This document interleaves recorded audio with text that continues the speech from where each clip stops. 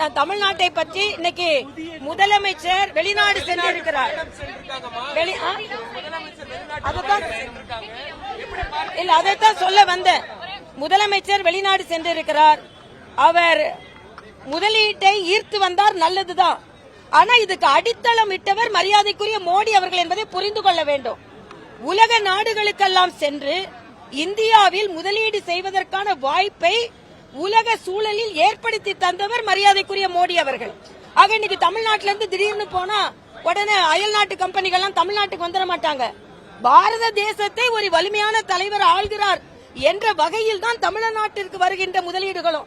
ஆனா இன்று காலையில பத்திரிகைகள் பார்த்தீர்கள் என்றால் அவர்கள் இன்று சொல்லுகின்ற அத்தனை நிறுவனங்களும் ஏற்கனவே தமிழ்நாட்டில் இருக்கிற நிறுவனங்கள் தான், எதுவுமே புது நிறுவனங்கள் இல்ல. அதனால தமிழக அரசும் அண்ணன் ஸ்டாலின் அவர்களும் விவரமாக எங்களுக்கு தகவல் சொல்ல வேண்டும். எங்களுக்கு மக்களுக்கு புதிய கம்பெனிகள் எதுவும் இல்லை. இன்று காலை அவர் எந்தெந்த நிறுவனங்களோடு ஒப்பந்தம் செய்து கொண்டார் என்று பார்த்தால் எல்லா நிறுவனங்களும் ஏற்கனவே தமிழகத்தில் நிறுவனங்களாக செயலாற்றி வரும் நிறுவனங்கள் தான்.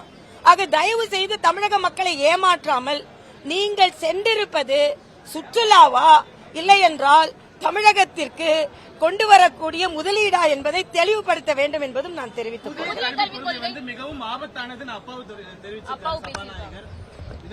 ஆபத்தானதுன்னா இந்தியா முழுவதும் மற்ற மாநிலங்கள் இதை ஏற்றுக்கொள்வார்களா? அதே மாதிரிதான் இன்னைக்கு சமக்கர சிக்ஷா அபியான் அந்த திட்டத்தில் நான் பாண்டிச்சேரியில் நிர்வாகத்தில் இருந்தேன். அந்த திட்டம் என்பது ஏற்கனவே இருக்கின்ற நமது கல்வி திட்டத்திற்கு கூடுதலான திட்டம். அந்த கூடுதலான திட்டத்திற்கு கூடுதலான ஆசிரியர்கள் நியமிப்பார்கள்.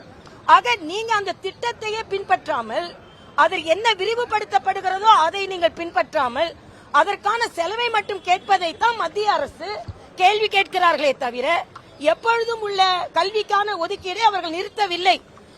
எதற்கு எது ஒதுக்கப்பட்டதோ அதை செய்யாமல் அந்த ஒதுக்கப்பட்ட நிதியை மட்டும் கேட்பதுதான் தவறு என்று சொல்கிறார்கள். அதனால் மரியாதைக்குரிய பாரத பிரதமருக்கு தமிழகத்தில் உள்ள அமைச்சர்களை விட அதிக அக்கறை இருப்பதனால்தான் புதிய கல்விக் கொள்கை ஒன்றை கொண்டு வந்து பாரத பிரதமர் கொண்டு வரல, கஸ்தூரி ரங்கன் தலைமையில் 2 ஆண்டுகளாக பல லட்சம் பேர் கருத்து சொல்லி கொண்டு வந்தது அது. அதனால் வேண்டுமென்றே அரசியல் காரணங்களுக்காக புதிய கல்விக் கொள்கையை மறுக்கிறார்கள். உலகம் முழுவதும், தமிழகம் முழுவதும், இந்தியா முழுவதும் தமிழக மாணவர்கள் சென்று அங்கீகாரம் பெற வேண்டும் என்றால் புதிய கல்விக் கொள்கை தேவை என்பது எனது கருத்து.